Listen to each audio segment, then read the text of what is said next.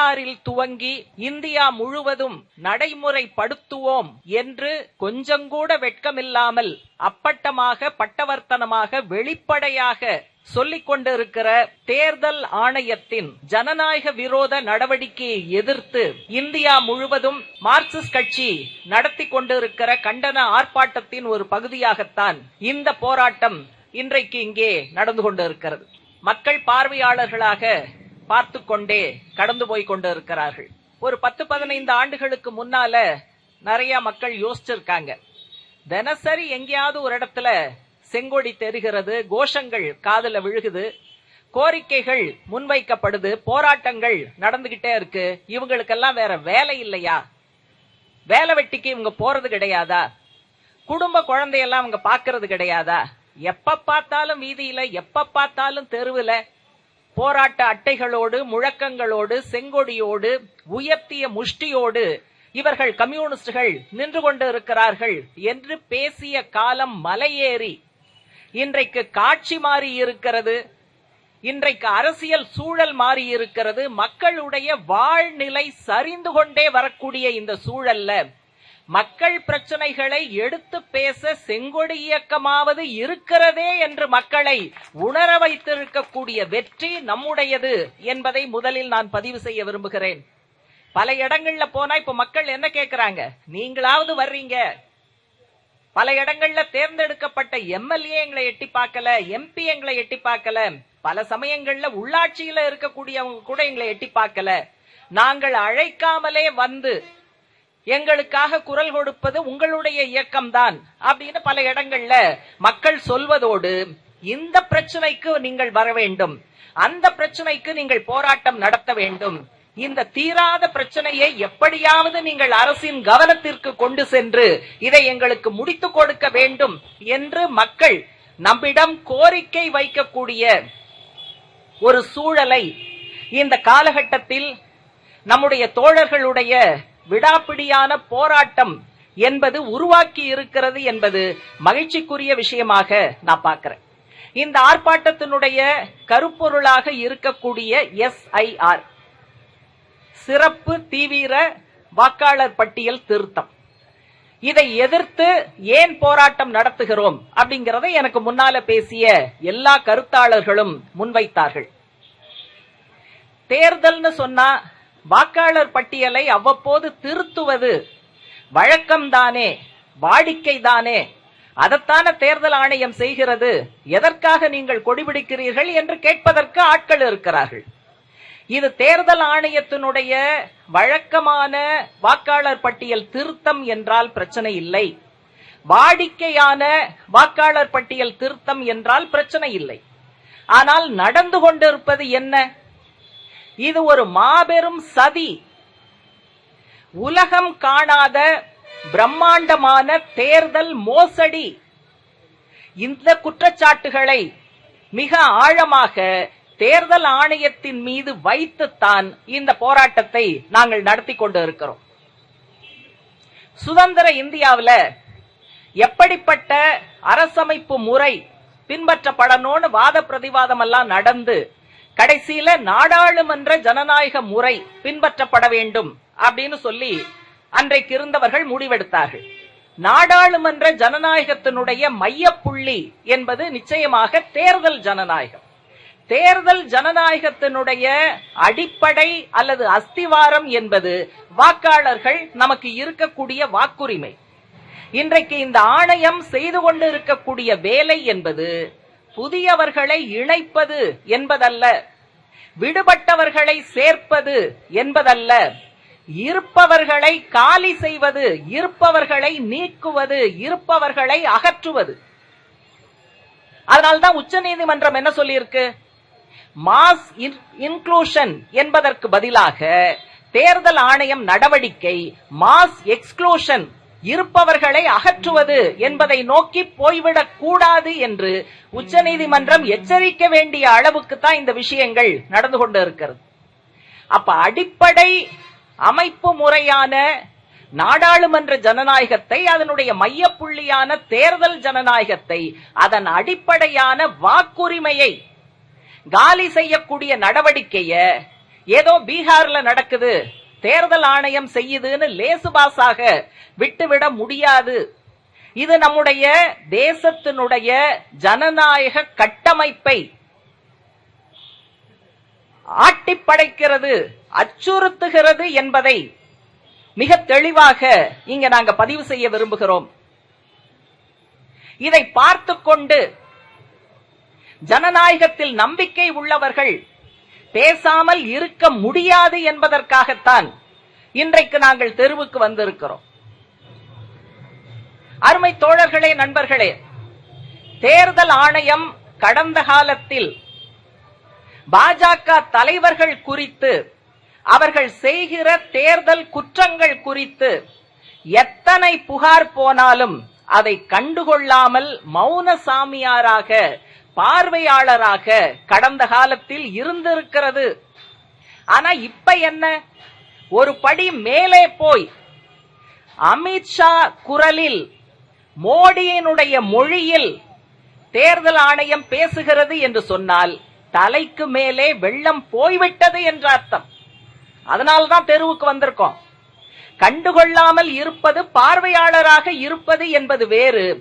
RSS அஜெண்டாவை நிறைவேற்றுகிற ஆயுதமாக தேர்தல் ஆணையம் மாறிக்கொண்டிருப்பது என்பது பேராபத்து.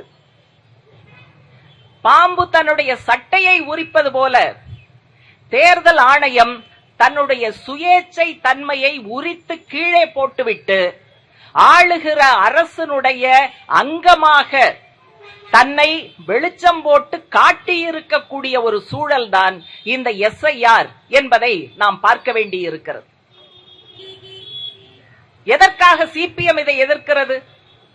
3-4 காரணங்கள் இருக்கு. தோழர்களும் பேசினாங்க. முதல் காரணம், இப்படிப்பட்ட நடவடிக்கைகளை தனித்தனியாக நாம் பார்க்க கூடாது. இது எல்லாமே RSS பிஜேபி நகர்த்துகிற காய்கள். இந்த காய்கள் நகர்த்துவது ஒரு புள்ளியில் போய் முடிகிறது. அந்த முடிகிற புள்ளிதான் அவர்கள் முன்வைக்கிற சித்தாந்த இலக்கான ஹிந்து ராஷ்டிரம்.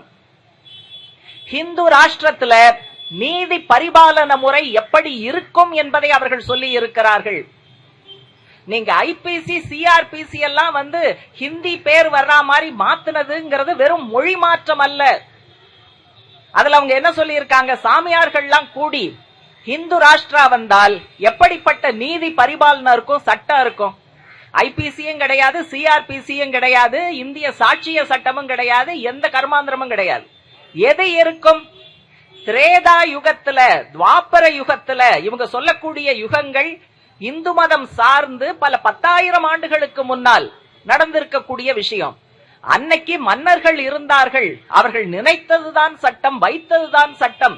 சுதந்திர இந்தியாவில் அப்படிப்பட்ட ஒரு நிலைமையை திருப்பி கொண்டு வருவோம் என்று அவர்கள் சொன்னதை நாம் ஊடகங்கள்ல பார்த்திருக்கோம். அடுத்தது, எங்களுடைய ஹிந்து ராஷ்டிரத்துல சிறுபான்மை மக்கள், இரண்டாந்தர பிரஜைகள், அவர்களுக்கு குடியுரிமை கிடையாது. குடியுரிமை கொடுத்தாலும் வாக்குரிமை கொடுக்க மாட்டோம் என்பதை பல தருணங்கள்ல, பல மேடைகள்ல சங் பரிவாரம் சொல்லி இருப்பதற்கு சான்றுகள் உள்ளன, ஆதாரம் உள்ளது. எனவே ஒட்டுமொத்தமாக இவர்கள் எடுக்கிற இப்படிப்பட்ட நடவடிக்கை எல்லாம் கொஞ்சம் கொஞ்சமாக அவர்களுடைய சித்தாந்தமான இந்து ராஷ்டிரத்தை நோக்கி போவதற்கான ஏற்பாடு. மிக மிக ஆபத்து. இந்த ஒரு காரணத்திற்காக சிபிஎம் எதிர்க்கிறது. இரண்டாவது என்ன, 10-11 வருஷம் மோடி ஆட்சியை பார்த்தா, கடந்த காலத்திலையும் உங்களுக்கு அடக்குமுறை இருந்தது. இரும்பு கரம் கொண்டு அடக்கினார்கள். அன்னைக்கு ஒரு கரம் இரும்பு கரமா இருந்தது. இன்னைக்கு பார்த்தா மோடி, அமித்ஷா, பிஜேபியினுடைய உடல் முழுக்க இரும்பு கரமா தான் இருக்கு.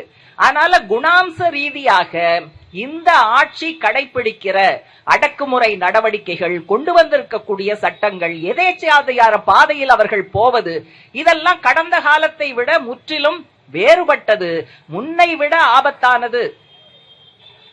அந்த முறையில 10-11 வருஷத்துல இவர்கள் செய்திருக்கக்கூடிய விஷயங்கள் எதை வெளிப்படுத்துகிறதுனா, பாசிச போக்குகளை வெளிப்படுத்துகிறது என்று மார்க்சிஸ்ட் கட்சி சொல்லுகிறது. இந்த SIR என்பது நாம் சொல்லுகிற அந்த பாசிச போக்கில் ஒன்று என்பதை நாம் புரிந்து கொள்ள வேண்டும். அதற்காக சிபிஎம் சார்பாக எதிர்க்கிறோம். மூன்றாவதாக, இவர்கள் சிறுபான்மை மக்களை எல்லாம் வாக்களிப்பதிலிருந்து விலக்கி வைக்க வேண்டும், வாக்குரிமையிலிருந்து விலக்கி வைக்க வேண்டும் என்பதற்காகத்தான் குடியுரிமை திருத்த சட்டத்தை கொண்டு வந்தார்கள் நமக்கு தெரியும்.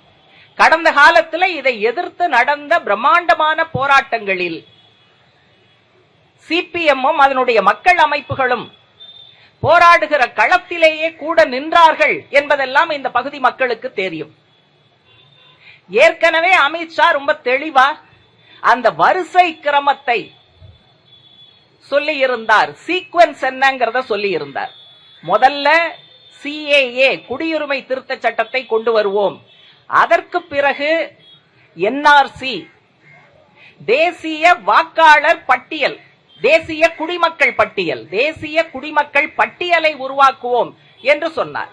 இப்ப சிஏஏ வந்து நிறைவேற்றி காலமாச்சு. இப்ப அடுத்தது அவங்க என்ஆர்சியை கொண்டு வருவதற்காக கொல்லைப்புற வழியாக அவர்கள் எடுக்கிற நடவடிக்கை தான் இந்த எஸ்ஐஆர் என்பதை பார்க்க வேண்டும்.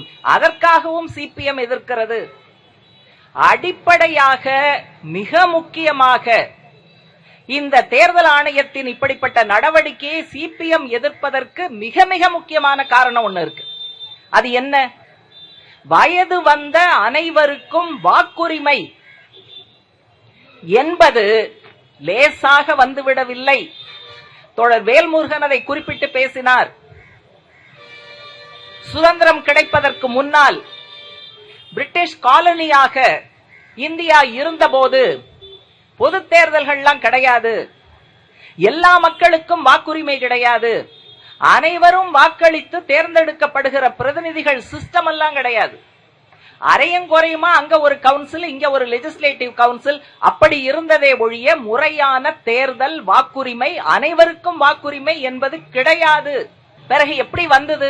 கொஞ்சம் பழைய தோழர்களுக்கு நினைவிருக்கும், 1919 சைமன் கமிஷன் வருகிறது. சைமன் கமிஷன்ல 7 பேர், ஒரு இந்தியர் கூட கிடையாது. 7 பேரும் பிரிட்டிஷ்காரர்கள். எதுக்காக வர்றாங்க? காலனியாக இருக்கக்கூடிய இந்தியாவில் தொடர்ந்து இப்படி போராட்டம் நடந்துகிட்டே இருக்கு.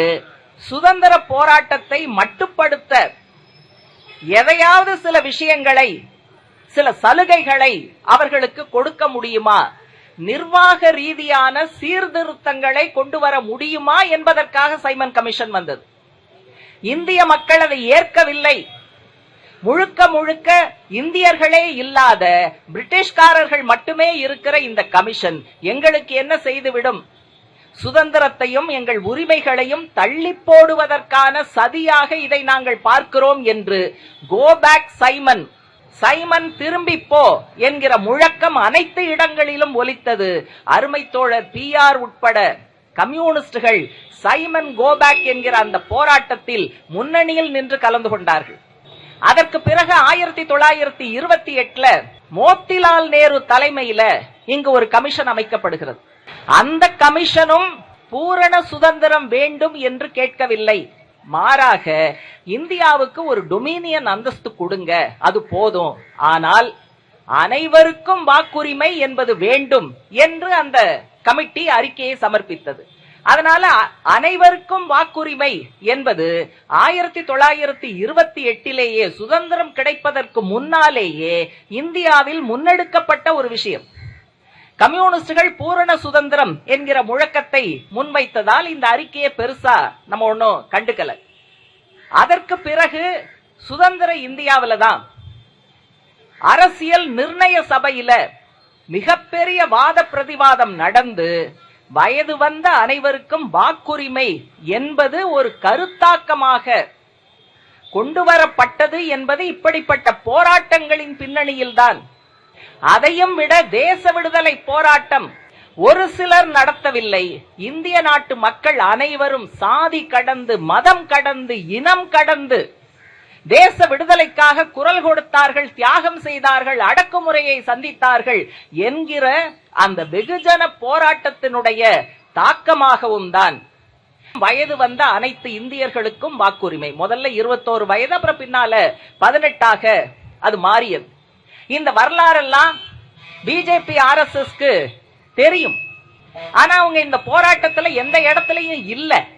அதனாலதான் வாக்குரிமை பற்றி அவர்களுக்கு மதிப்பு கிடையாது, மரியாதை கிடையாது.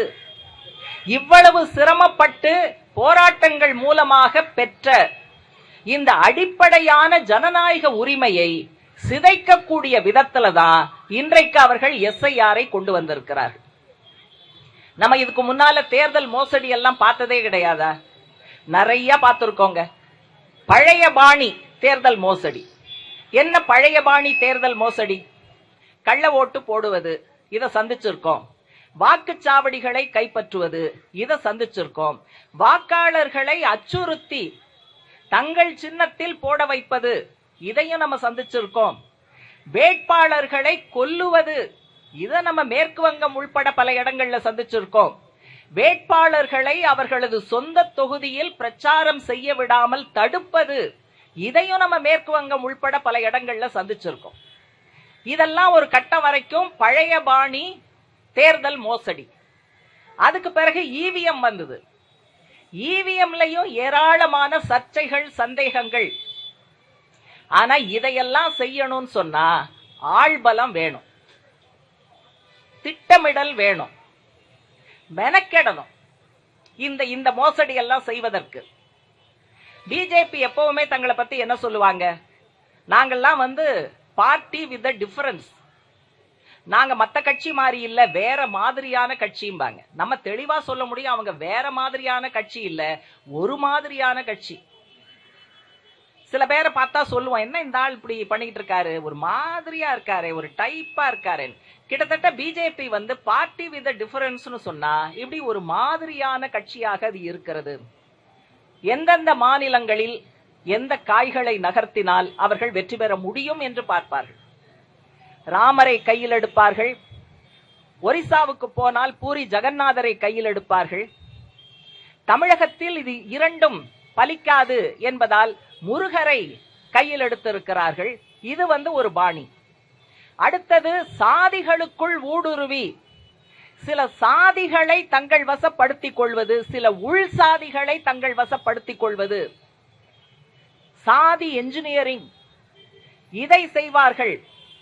அல்லது அந்த மாநிலத்தில் இருக்கக்கூடிய பிரதான கட்சியினுடைய தோள் மேல் ஏறி தங்களை அந்த மாநிலத்தில் நிலைநிறுத்திக் கொள்ள முயற்சிப்பார்கள்.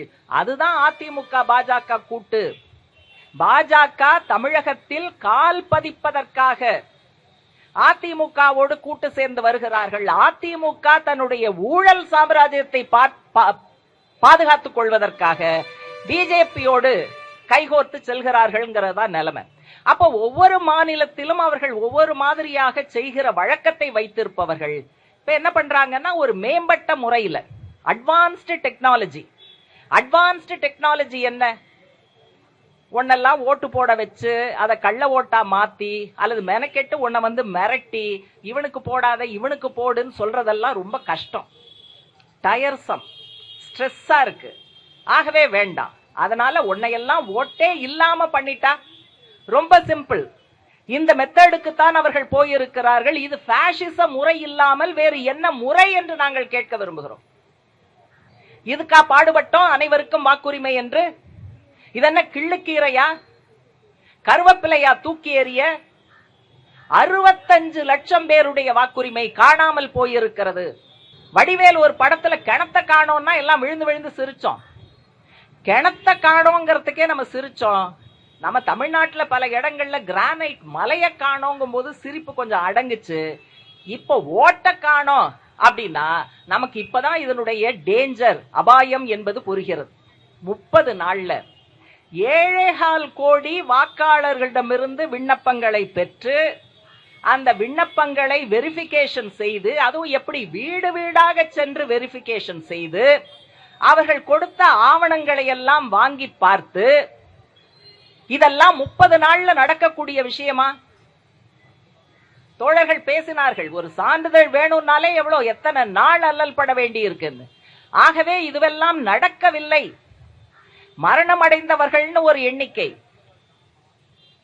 நிரந்தரமாக இதர மாநிலங்களுக்கு குடிபெயர்ந்து போனவர்கள் என்று ஒரு எண்ணிக்கை, ஒன்றுக்கும் மேற்பட்ட பூத்துகள்ல, தொகுதிகள்ல அல்லது மாநிலங்கள்ல வாக்காளராக பதிவு செய்திருக்கிறார்கள், எனவே நாங்கள் அதை அகற்றுகிறோம் என்று ஒரு எண்ணிக்கை. இது 3 சேர்ந்தே 65 லட்சங்க. இதை தவிர ஏதோ காரணத்திற்காக வாக்காளராக பதிவு செய்ய முன்வராதவர்கள், அவங்க எண்ணிக்கையை குறிப்பிடல, ஆனா அது ஒரு மிகப்பெரிய எண்ணிக்கை. அதனால தோழர்கள் சொன்ன கணக்கு தான் வரும், 1 கோடிக்கு மேல. இதுல பீகார்ல இருந்து 2011 சென்சஸ் கணக்குப்படியே 75 லட்சம் தொழிலாளிகள் பீகாரை விட்டு வெளி மாநிலங்களுக்கு புலம்பெயர்ந்து சென்று இருக்கிறார்கள்.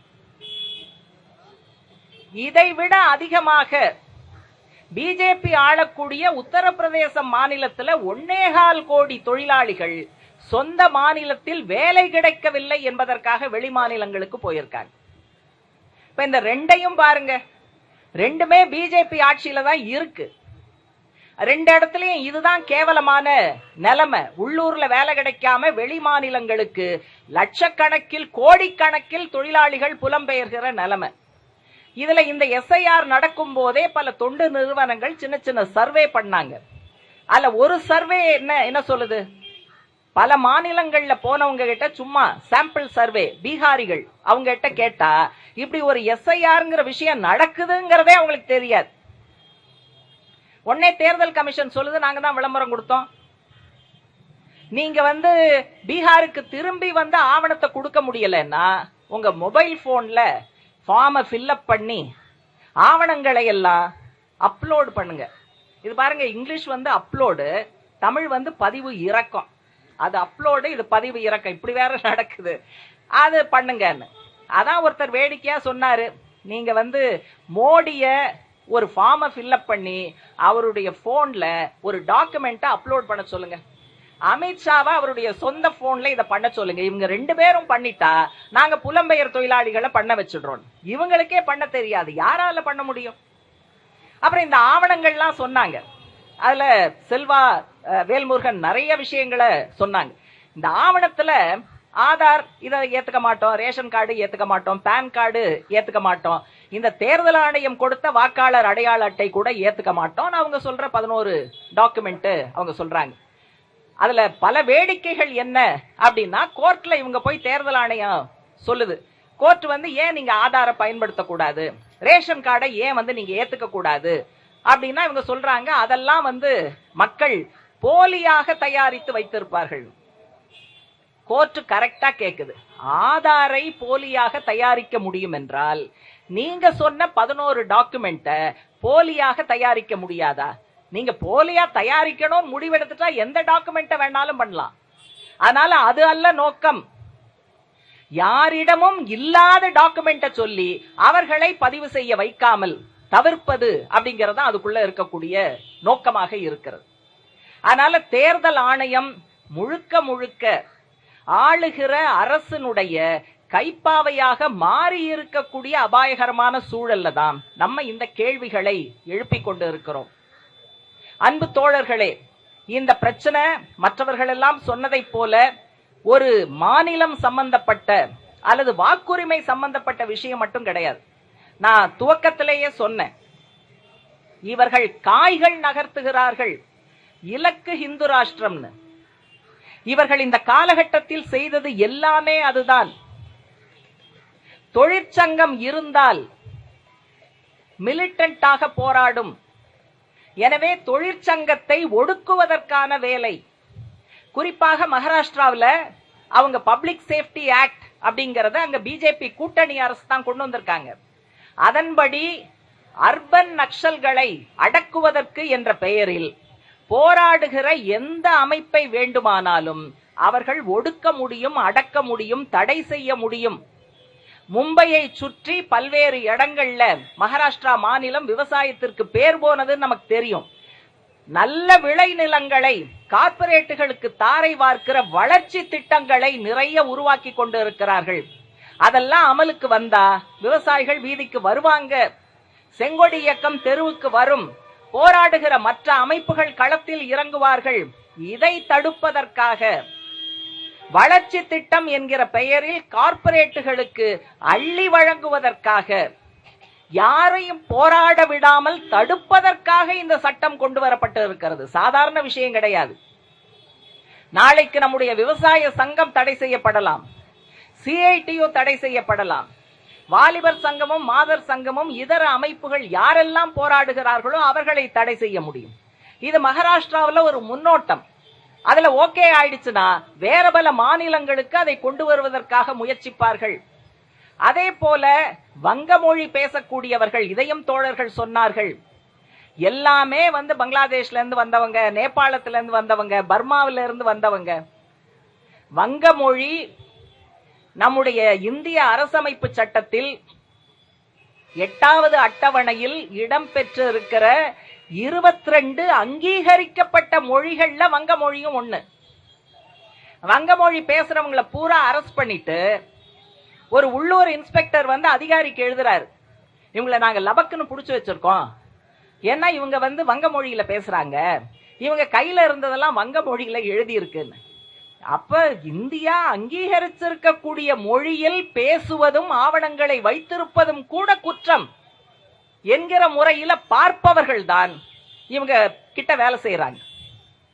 நான் கூட ஒரு சமயத்துல நினைச்சேன், இந்த ஒரே மாசத்துல தேர்தல் ஆணைய அதிகாரிகள் பிரமாதமா வேலை பார்த்து எல்லாத்தையும் முடிச்சிட்டாங்க அப்படின்னா அது எப்படி சாத்தியம்னு கூட நம்ம எல்லாரும் பேசணும்.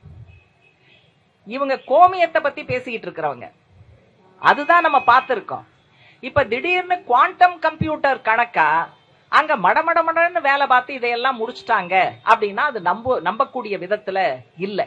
அதனால இவர்கள் தொடர்ந்து எடுக்கிற நடவடிக்கைகள், கார்ப்பரேட் ஆதரவு, மதவெறியை உருவாக்குவது, சமூக போராட்டக்காரர்களை, சமூக செயல்பாட்டக்காரர்களை கருப்பு சட்டங்களில் உள்ளே தள்ளுவது. இப்ப சமீபத்துல கூட பத்திரிகையாளர் சித்தார்த் வரதராஜன் ஒரு கூட்டத்துல பேசினார்.